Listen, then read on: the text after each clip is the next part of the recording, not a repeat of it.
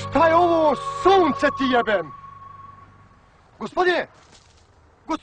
Joj, Radovane! Crni Radovane! Jo, šta ću sada radi? Baj ti pizda ti, materina! Šta se ketuš na moj ogradu u tom pederskom modelu?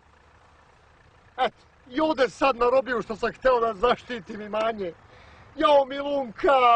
Sad ću da ti jebem, materina. Milunka! Nemoj, Radovane! Jeli, Milunka?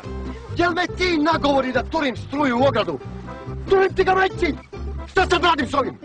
Ajmo sad ti objasni. Gospodine, ta struja nije opasna. To samo pecne, znate? Dođemo! Kaži mu sad. To što ste vi umrli, to je slučajno. Dešava se. Nemoj, Radovane!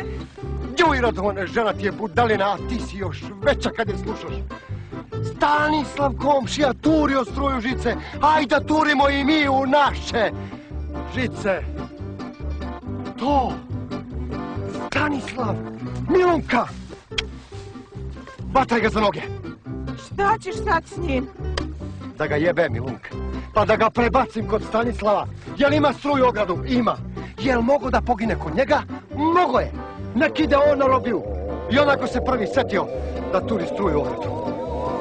Hajde,